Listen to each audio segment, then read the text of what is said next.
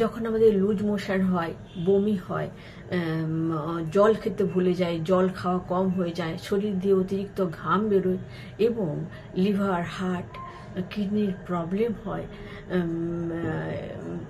Antibacterial drug খাই ইত্যাদির কারণে আমাদের শরীরে ডিহাইড্রেশন হয়ে যায় এবং আমরা যদি রিহাইড্রেট না করি তাহলে কিন্তু আমরা অসুস্থ হয়ে পড়বো এবং মৃত্যু পর্যন্ত হতে পারে।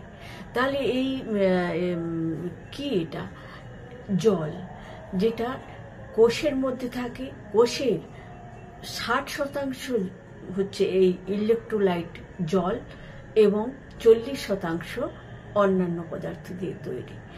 এই ইলেকট্রোলাইট হলো যে 6টি উপাদান, calcium, magnesium, sodium, chloride, potassium এবং ফসফেট, এগুলো জলের সঙ্গে মিশে ইলেকট্রিক্যাল চার্জ কন্ডাক্ট করে, যার সাহায্যে আমাদের শারীরবৃত্তীয় কাজগুলো সংঘটিত হতে থাকে।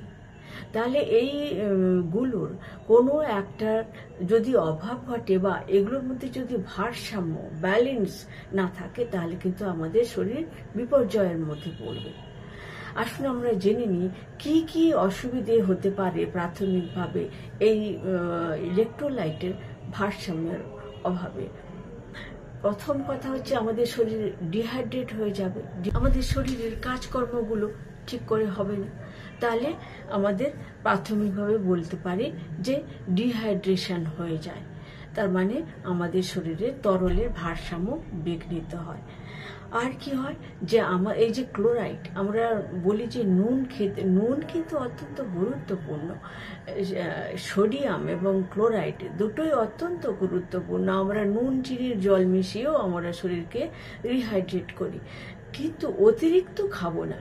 শাকসবজির মধ্যে, মাছ মাংসের মধ্যে প্রচুর পরিমাণে এইসব সোডিয়াম খনিজগুলো থাকে এবং আমরা তরকারির মধ্যে দিয়ে খাই। আমরা অতিরিক্ত যে নুন সেটা খাবো না, অতিরিক্ত সোডিয়াম ক্লোরাইড বা কাঁচা যেগুলো আচারে মিশিয়ে ভাতের সঙ্গে মিশিয়ে খাবো না, কারণ অতিরিক্ত কম হলে যেমন খারাপ, অতিরিক্ত হলেও আবার অত্যন্ত খারাপ। জানেন তো অতিরিক্ত সোডিয়াম ক্লোরাইড খেলে আমাদের রক্তচাপ বেড়ে যায় এবং আরও অন্যান্য অনেক সমস্যা হতে পারে। 1 গ্লাস জলে 1/4 টিস্পুন রক সল্ট বা হিমালয়ান পিঙ্ক সল্ট, কেন ওটার মধ্যে শুধু সোডিয়াম ক্লোরাইড নেই, ওর মধ্যে পটাশিয়াম, ম্যাগনেসিয়াম, ক্যালসিয়াম ইত্যাদিও পর্যাপ্ত পরিমাণে আছে। তার মানে একটা ইলেকট্রোলাইট ব্যালেন্স আছে, যে কারণে 1 গ্লাস জলে যদি আমরা 1/4 টিস্পুন ওই রক সল্ট মিশিয়ে খাই তাহলে কিন্তু আমাদের শরীরে ইলেকট্রোলাইট ব্যালেন্স ঠিক থাকবে এবং আমাদের শরীর সুস্থ থাকবে। কোষে কোষে খাদ্য উপাদান পৌঁছে দেয় এই তরল, আবার কোষ থেকে এই যে মাংসপেশিতে সংকোচন প্রসারণ হয়, সেই জন্য কোষ থেকে বর্জ্য পদার্থগুলো শরীর থেকে বাইরে বের করে দেয়। হার্টের রিদম এবং হার্ট রেট ঠিক থাকে, ব্লাড প্রেশার নিয়ন্ত্রণে থাকে, ব্লাড সুগারও নিয়ন্ত্রণে থাকে, আর আমাদের বিশেষ করে মাংসপেশি এবং নার্ভের কার্যকারিতা কিন্তু বজায় থাকে। এছাড়া ক্যালসিয়াম হাড় ও দাঁত মজবুত করতে সাহায্য করে। তাহলে বুঝতে পারছেন যে ইলেকট্রোলাইট আমাদের শরীরে কম পড়ে গেলে প্রচণ্ড পরিমাণে আমরা অসুবিধায় পড়ব, মৃত্যু পর্যন্ত হতে পারে। আবার সেটা পরে আলোচনা করব। অতিরিক্ত হয়ে গেলেও অসুবিধে। মোটামুটিভাবে বলা যেতে পারে যে এই ইলেকট্রোলাইট খনিজগুলোর ব্যালেন্সই হলো আসল কথা, যেটা এই গরমের দিন আসছে, প্রচুর পরিমাণে ঘাম বেরোবে, আমরা জল খেতে ভুলে যাব, আমাদের ডায়রিয়া হতে পারে। তাছাড়া আমি তো বললাম যে কিডনি খারাপ থাকলে, হার্ট খারাপ থাকলে, লিভার খারাপ থাকলে আমাদের ইলেকট্রোলাইটের ব্যালেন্স হারিয়ে যায়। এখন প্রশ্ন হচ্ছে আমাদের প্রতিদিনের খাদ্যের মধ্য থেকে আমরা এই ইলেকট্রোলাইটটা কি করে পেতে পারি।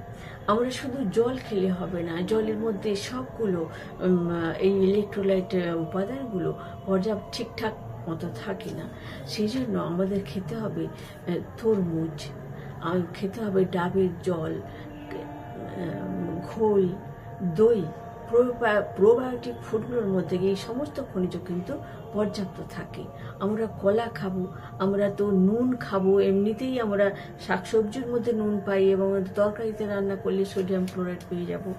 আমরা বিভিন্ন রকম সামুদ্রিক মাছ, যার মধ্যে ফসফরাস প্রচুর পরিমাণে থাকে, ম্যাগনেসিয়াম ইত্যাদি থাকে। আর আমরা খাবো কাঠবাদাম বা আমন্ড, পেস্তা, আমরা খাবো মাশরুম, দুধ, রাঙালু, কমলা লেবু, স্ট্রবেরি, চকোলেট মিল্ক ইত্যাদি। এইসব জিনিস এবং প্রতিদিনের শাকসবজি, পালক শাক অত্যন্ত গুরুত্বপূর্ণ ইলেকট্রোলাইট ভারসাম্য বজায় রাখতে। এবং অন্যান্য যেগুলো শাকসবজি আমরা যদি নিয়মিত অল্টার করে শাকসবজি খাই, সামুদ্রিক মাছ খাই, দুধ, দই, ঘোল, ডাবের জল, তরমুজ, কলা ইত্যাদি খেতে থাকি, তাহলে কিন্তু আমাদের এই ইলেকট্রোলাইট ভারসাম্য বজায় থাকবে এবং আমরা অসুস্থ হয়ে পড়ব না। ইউটিউব থেকে দেখছেন তাহলে সাবস্ক্রাইব করবেন, এবং যদি ফেসবুক থেকে দেখছেন ফলো করে আমাকে এগিয়ে যেতে সাহায্য করবেন, যদি এই ভিডিওটা উপকারী বলে মনে হয়।